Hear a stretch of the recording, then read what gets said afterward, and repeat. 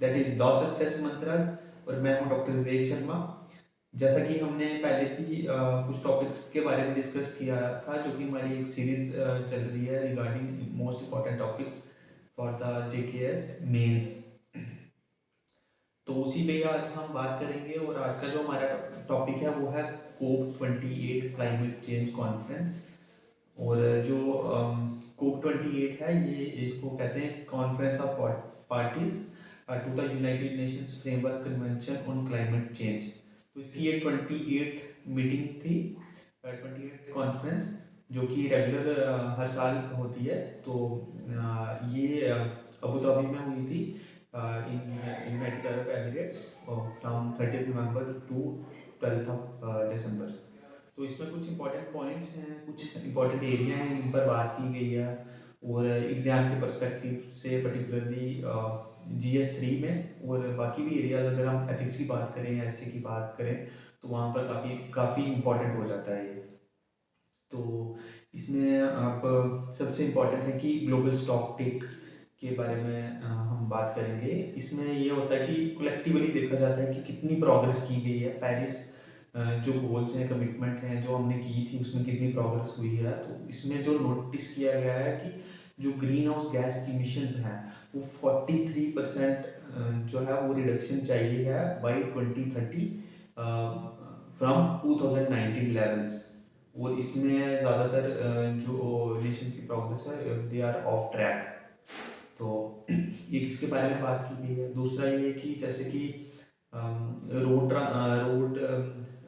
Road transport से जो emission होती हैं उसको रिडक्शन करने की बात की गई है।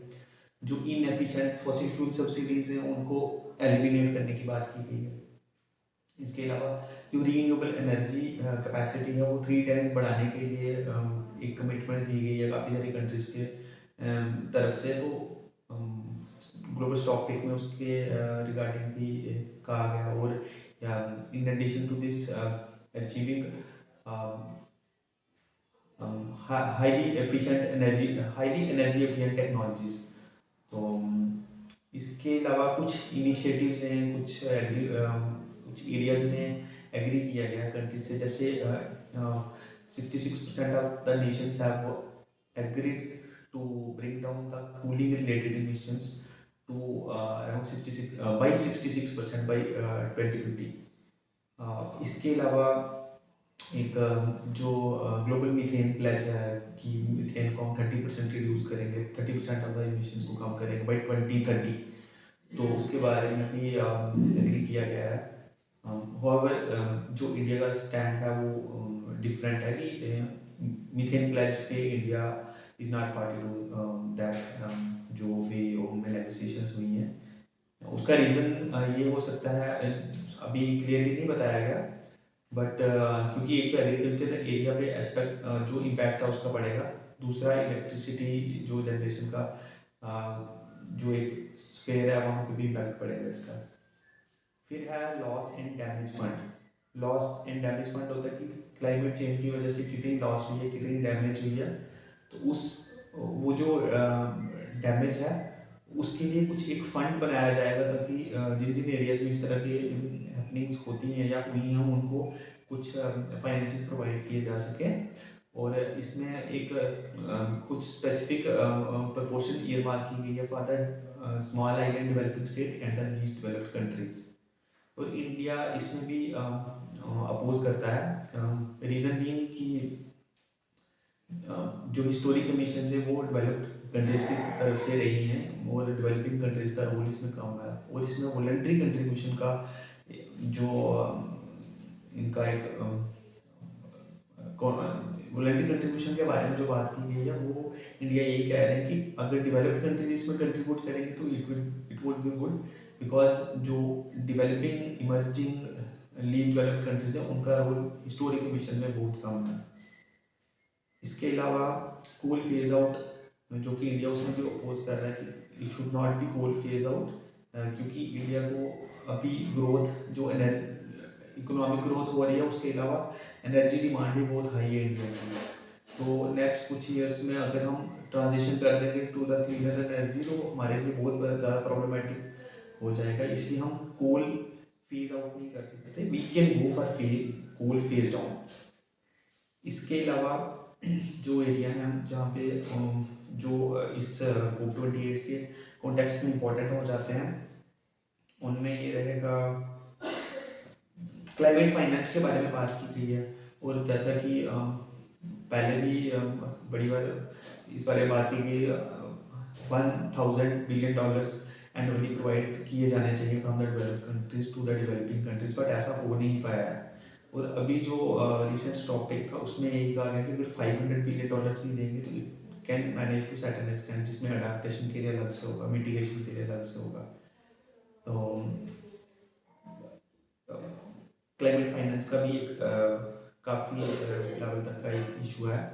इसके अलावा ग्लोबल रिवर सिटीज़ अलायंस जो है वो इंडिया की तरफ से इनिशिएटिव आया है। इंडिया का पहले से ही एक रिवर सिटीज़ अलायंस है ही है, जिसमें अराउंड 140+ सिटीज़ थी। अब इसको इंक्रीज करके 275+ किया जाएगा। इसके थ्रू हम ये कर रहे हैं कि एक सस्टेनेबल रिवर डेवलपमेंट हो, और जो सिटीज़ अराउंड दोज रिवर्स हैं उनकी भी सस्टेनेबल डेवलपमेंट हो, इन्वायरमेंट रिजिलियंट हो, और वाटर कंजर्वेशन की जा सके।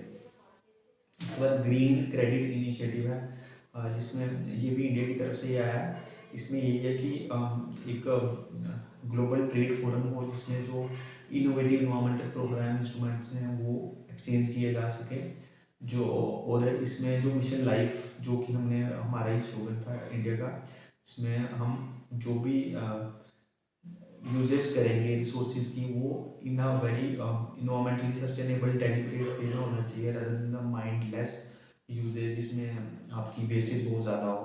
तो उसको माइंड में रखते हुए ही हम ये जो ग्रीन क्रेडिट इनिशिएटिव है उसको आगे प्रोसीड करेंगे।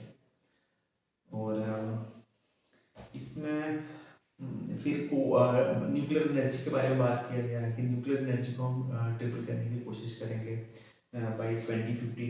रीन्यूएबल एनर्जी को हम ट्रिपल करने की कोशिश करेंगे, और कुछ अराउंड 11,000 गीगावाट और इस्टेब्लिश करेंगे। In relation to it energy efficiency जो है वो हम 2% से 4% करेंगे एनुअली। इसमें भी इंडिया जो है वो अपोज कर रहा है। रीज़न बीइंग के नॉट क्लियर रीजंस नहीं है। एक तो लैंग्वेज का इशू है जो उस टेक्स्ट में है, दूसरा it was not in the negotiation text of the conference. और इसके अलावा इंडिया की अपनी कमिटमेंट्स भी हैं to get 500 gigawatt of renewable energy from non fossil fuel sources by 2030। तो इसके बाद इतनी ज़्यादा रिक्वायरमेंट बनती नहीं है। एनर्जी एफिशिएंसी के रिलेटेड भी हमारी अलग से कमिटमेंट्स तो हैं। तो इसके अलावा ऑलमोस्ट यही कुछ एरियाज हैं जिन पे बात की गई। थोड़ी ग्लोबल अडेप्टेशन की बात है, public vast coal lines, sorry we haven't talk about this. तो उसमें ये है कि जो अनएबैटेड कोल की जो यूजेज है, कंजम्पशन है, प्रोडक्शन है, उसको उससे हम हट के ट्रांजिशन हम करेंगे towards cleaner energy and cleaner energy technologies की तरफ। तो इसके अलावा mission on energy efficient building breakthrough initiative होगा, जिसमें हम एनर्जी एफिशिएंट बिल्डिंग की तरफ ट्राई करेंगे, उनको अचीव करने की कोशिश करेंगे। और नियर जीरो इमिशंस जैसी टेक्नोलॉजीज बिल्डिंग्स वगैरह ऐसी होनी चाहिए, और इसमें फ्रांस और मोरक्को जो है वो लीड कर रहे हैं। एंड फिर उसके बाद एक चैम्प है जिसमें है कि coalition for high ambition multi level partnership, जिसमें क्लाइमेट स्ट्रेटजीज के लिए गवर्नमेंट, बिजनेसेस और नेशनल गवर्नमेंट्स के साथ टाई अप होंगे। तो इसमें ऑलमोस्ट इतना ही है। और कुछ शॉर्ट कमिंग्स के बारे में बात कर सकते हैं। तो शॉर्ट कमिंग्स की अगर बात करेंगे तो ये है कि अगर ये जो बात की जा रही है to have this coal phase out, तो कोल फेज आउट अचीव करने के लिए कुछ क्लियर टाइमलाइंस नहीं है। कोल फेज डाउन करने की अगर बात करें तो उसमें भी हमारे पास मेजरिंग सिस्टम नहीं है, कैसे मेजर किया जाएगा कितना कोल फेज डाउन करना है, कितना कर रहे हैं हम। इसके अलावा हमारी रीन्यूएबल एनर्जी के बारे में बात की हम ट्रिपल करेंगे, बट स्टिल उसके बारे में भी कुछ जो एक सर्टेनिटी है वो नहीं है, एम्बिग्युइटी ज़्यादा है। क्लाइमेट फाइनेंस का एक इशू जो है वो अभी तक परसिस्ट कर रहा है। तो डेवलप्ड कंट्रीज़ का जो एक रिस्पॉन्सिबिलिटी होनी चाहिए, क्योंकि they have contributed more towards the global warming, green house gas release. तो उसके अकॉर्डिंग जो उनकी मिशन के लिए जो उनका क्लाइमेट फाइनेंस आना चाहिए था, वो उनकी तरफ से अभी तक नहीं आया, तो वो भी एक परसिस्टेंट इशू है। तो इसके अलावा जो एक कॉन्सेप्ट है, the common but differentiated responsibilities and respective capabilities, उसको होल्ड करना चाहिए। और जो डेवलपिंग कंट्रीज की जो एक डिमांड है कि 80% ऑफ द जो हिस्टोरिक एमिशंस है वो नॉर्दर्न वर्ल्ड से ही आई हैं, तो उनको इसकी रिस्पॉन्सिबिलिटी लेनी चाहिए और फेयर शेयर जो है कार्बन बजट का फ्यूचर इमिशंस के लिए डेवलपिंग कंट्रीज को देना चाहिए। तो यही चीज़ें हैं। उसके अलावा जो फाइनेंशियल आर्किटेक्चर है उसको थोड़ा सा रैशनलाइज करने की कोशिश करनी चाहिए। तो COP28 में अभी के लिए फ़िलहाल इतना ही। एग्ज़ाम के पर्सपेक्टिव से ये इसलिए इम्पोर्टेंट है क्योंकि एक तो एनुअल कॉन्फ्रेंसेस होती हैं, दूसरा एग्ज़ाम में एक GS3 के अलावा बाकी एरियाज में भी यूटिलाइज हो सकता है, आपके ऐसे में हो सकता है, इवन कि इंटरव्यू के एस्पेक्ट में भी it is very very important. तो देखते रहिए TSM, नेक्स्ट टॉपिक पे भी वीडियो जल्दी लेके आएंगे। Thank you all, keep watching TSM। Thank you.